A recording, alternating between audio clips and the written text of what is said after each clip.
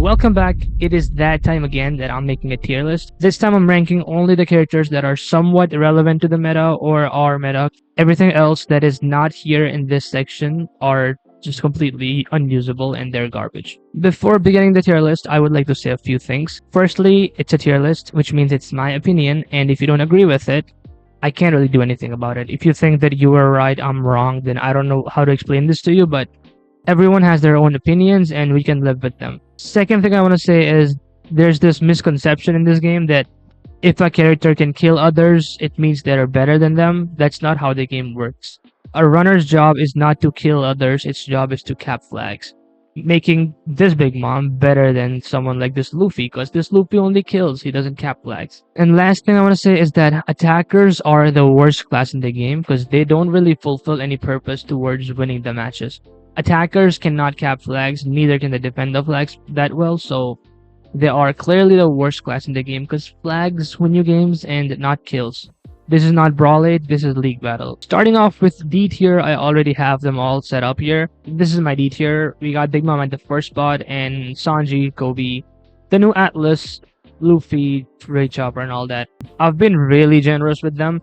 I even put this Kobe in the list because I think he is somewhat usable when you think about it. But yeah, D tier is pretty much all the garbage units that are just one-trick ponies, like it says here. They have this one small little thing in their kit that they're good for. After that thing is over, they're pretty much completely garbage. So like this Big Mom has a state. If you take her state, she can't really do anything. Same thing for this Sanji. If anything has ignored defense or like has a one-shot skill, he just dies in a second. Same thing goes for Kobe. He just has the iframe. If you don't spam that iframe, you're dead. Atlas has that one punch skill, which never really hits, but if you do end up landing it, you do a lot of damage. And yeah, all of them have like this one little trick, which makes them kinda good, but then again, they are D tier. Moving on to the C tier, we got these characters, and I feel like some people are gonna be mad for this, but I think Lilith is just complete garbage. I don't see her being good at all. But yeah, as it says, niche tier, they're all characters that have this certain trait on their kit that makes them kinda usable against some characters, and they only have this like one thing they really excel at, except that they're pretty much garbage. So like looking at Lilith, she's good against powerful users like Lucci and a few others. I don't even know who else. And same thing goes for all of them. Like Yamato, if you can frostbite them, she's pretty good. If Zoro can color change against them, he's gonna be kinda good. But then status effect just completely shuts him off. Robin again, if there's runners on the enemy team, she can cook really well. Big Mom is completely garbage, I ain't gonna lie to you, but she can still be kinda decent, like against Shanks, and I guess Odin has the same problem. You see a Shanks, you're cooked. And yeah, all of them have this one little thing on their kit that kind of helps them still be relevant somewhat in some certain scenarios, but except that, they're complete garbage. Going on to the B tier, these are characters that are just mid in my opinion. Like they're still usable, don't get me wrong. They're way better than all these characters, but like they're still characters that have many flaws on their kits, mainly why they are in this tier. So we have Whitebeard on the first level of this tier because I think Whitebeard can still be a pretty cool defender. He's not as good as he was for the first 2 weeks, but kind of funny to say that. This guy has the worst fall off ever. He fell off after the first 2 weeks of release, but yeah, he's been getting worse and worse after every release they do. Dory Broggy destroy him, Lucci destroys him, Shanks fucks him up, Doc Roger always fucked him up. And yeah, almost everyone that has been released in the past few months just completely fucks him up. So he just belongs here. He's not that good anymore. Filmer Shanks as well is completely cooked now. Almost all of the characters remove his state, and even if you don't remove his state, he's not gonna do much because there's Snake who just takes your stacks away. Now Blue Kaido even takes your stacks away. It's just you can't really do much with the Shanks anymore. He's just completely fallen off now. But I would still say he is better than Yace. Yace is an attacker, bro. They are an attacker of all time. They are so weird. It's like they do so much damage. They have really nice skills, but they don't have any nullify status, so you can't really survive any of the meta characters. Snake completely cooks them, Shanks cooks them, Lucci just blocks them, and they can't even switch when Lucci blocks them. Like, you get clawed, you're just stuck in one of the forms out of Yamato and Ace, and then you can't even switch, you can't use one of the skills, and what are you even doing at that point? And yeah, all of these characters have many flaws in their kits. I low-key think Stussy would be so OP if she had a knockback on her kid, but she does not. So yeah. Same thing with Kalgara. His whole thing is just completely useless against Snake now, and Shanks can trade KO him and his spinny thingy. And now we're on to the A tier. This is the tier where things start getting interesting, because now are the characters that are actually meta. These characters can actually win you games, and these are the top characters in the game. So starting off, we got Jack, then Pacifista, Marco, S-Bear, Broggy, Gear 5, Claw, Egghead Luffy, and Dory. Dory, honestly, can even be in top 10, but I think I'll put him here because it's kind of hard to use him. Most new players, beginner players, cannot use Dory. He is a very high skill based character, and if you're a new player, I would suggest just stay away from this guy. He takes too much brain to use. So yeah, all these characters are really good, and they can easily be top 10 as well, but the thing is they lack a few things which makes them a bit worse than the top 10 characters, obviously, and I think it's kind of justified because some of these are like really old, like Claw and Gear 5 are almost 2 years old now, I think. Not 1 year old, but yeah. Yeah, they're getting old now, and but yeah, still all these characters are amazing, and you can still use them and do pretty well in League Battle. I can't wait for people to tell me how Egghead Luffy is worse than Gear 5, even though Egghead Luffy is so amazing. Like, TPing to the enemy flag is such a busted trait. People are sleeping on this guy, and I think he's the most underrated runner in OPBR. I don't know, I just wanted to say that. Also, Marco buffs are amazing. He's great now, and Jack is also an amazing attacker now. And let's start with the top 10. I'm going to rank them as I go with the list. So at number 10, I'm going to be putting V1 Roger. I can't wait for people to be mad at me for this, but is the truth, he's not that number 2, number 3 character that people think he is. He doesn't really add any value to the team. He is really easy to kill. Only thing he's really good at is doing raw high damage, which he really does, but even then, I would say there's a character that out damages him. So I don't really know what's the point of saying that he's the best attacker in the game when he clearly is not. But don't get me wrong, Roger is amazing. He can puck up anything you wanna. He is that guy. Once you get that 100% stacks on him, the game cannot survive his damage. This bro shreds everything, bro. He's so good, so good. And his skills after the buffs are insane. Yes, still an amazing attacker.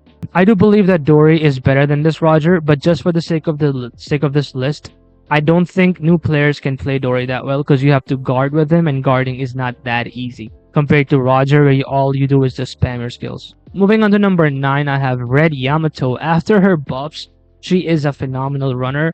She is not just a runner, she's like a hybrid attacker runner now, which she always kind of was, but now she's really heavy into that damaging build form, where when you're low HP, you do ignore defense on normals, and she starts hitting really hard then. So yeah, she's like a hybrid attacker runner now, and a really good unit overall. Her 1 HP is amazing. Only flaw is that Light Shanks can completely shut her off. But then again, that's just how the game works. Something is going to counter you at the end of the day. At number 8, I have Jabra. Jabra is an amazing unit. He's so OP. Jabra completely destroys the whole game. Easily the number 1 attacker in the game. Nothing can really stop Jabra except, I guess, Red Yamato. There isn't really a complete counter for him. He can kill anything in the game. This is the best counter to Snake. This is the best counter to Kaido, pretty much. He cooks up everybody, bro. He can one-shot Shanks while capping. He one-shots Dark Roger. He's just a phenomenal attacker. What do I even say? Bro does so much damage. Moving on to number 7, I have Dark Uta. Dark Uta is an amazing runner. She can turn into a defender, which gives her more utility than most runners in the game. She's the only one who can do that. I mean, that alone is an amazing feat. Plus, she has a shield with a wall. That's the first character in the game that has double shield in a way, which makes her the only viable shield character in the game. Because you can put her pumpkin down and then you still have a shield under your shield. So even if you get hit by an ignore obstacle skill, you still have another shield to tank. Just an amazing unit overall. She cooks up Shanks, she cooks up Snake. She can even take flag from Kaido if you play her really well. And yeah, W runner, bro. If you have her, you better max her. At number 6, I got Bruno, CP9 Bruno. This guy is a monster. If he gets close to your flag, you better be prepared because this guy will take it. It is really hard to stop a Bruno from taking your flag. But yeah, Bruno is a phenomenal runner. I don't think anyone even comes close to him in terms of being a pure runner. Like, if you want to take a flag, always bet on Bruno that he will take that flag. His capture rate is so fucking busted. If you're with him on the flag, he reduces damage by 80%, and he has nullify everything pretty much, so you just can't stop him. You have to go out of the flag to hit him, but then again, how many skills will you even have that much range? So in the end of the day, he's gonna get your flag. And yeah, just the W runner. Moving on to number 5, I put Light Shanks. Light Shanks is getting better now. I would say like a few weeks ago, he was a bit worse with the release of Dori, Bragi, Uta. They all of them completely countered him, but now with Yamato, Jack, and Marco and Kaido's buffs, he's gotten way better. He can be really good against Kaido. He can be really good against Yamato. I mean, he's like the best counter to Yamato. And he, in general, is kind of better now because Uta is worse now, which makes him better because you know Uta is a counter to him. But yeah, he is an amazing runner. I don't think I need to explain why. I think people have seen him enough. At number 4, I got the new buffed Blue Kaido. Blue Kaido is a beast, dude. These are the best buffs they've ever released. This is not glazing. I don't even like using him. It's just that he's so fucking brain dead. This guy's damage is off the roof. There is nothing in the game that can even compare to this guy's damage, bro. As a defender, like it's so mind-boggling to me. He can tank anything while dishing out the same damage as a V1 Roger does. Like, can you imagine that shit, bro? What is this unit? Who even gave these buffs to him? If you get hit by any of his skills, you are just dead. No matter what character you're using, you're dead. That's it. Like, doesn't fucking matter. At number 3 now, it hurts me, it pains me to say this, but Dark Roger, he's clearly not number 1 in the game anymore. He has fallen off, is what I want to say now. Officially, Dark Roger era is over. Dark Roger cannot cap a flag from Kaido at all. Kaido kills him while he's capping the flag. Like, of course, you can cap the flag. It's not impossible. But most likely, you're not going to get the flag from a Kaido. So it's why I think he has fallen off now. It's like there's 2 defenders in the meta that are really good, and you can't take flag from any of them. So, like, how exactly are you the best unit anymore? And that's why Roger is clearly not number 1. But don't get me wrong, he's still amazing. He's still number 3. He still is gonna get your flags. He still is amazing. He's super fast. He does insane damage still. He still has the Kamusari, ignore wall shit. So don't get it twisted. He's still top tier, top 3 easily. But like, he's not top 1 anymore. Not at all. At number 2, we got EX Hybrid Form Lucci. This guy is insane, bro. It just keeps getting better. Every new character that has dropped since this release, he keeps getting better. I don't know how. Well, what are they even doing, bro? They keep making him better and better. This guy counters Kaido. He counters Jack, Marco, all 3 of the buffed units, except Yamato. Yamato cooks him up. He can counter any of the meta. He's so agile. He's invisible on the map. His attacker form has ignore defense on everything. Like, he does so many things. It's like, I can't even explain everything he does because he does so much. I would have to make a whole video on him, which I did, by the way. You guys should go watch it.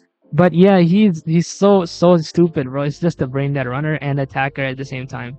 Easily top 2, and you can't even tell me he's not better than Roger. He does way more than Dark Roger ever could. So yeah.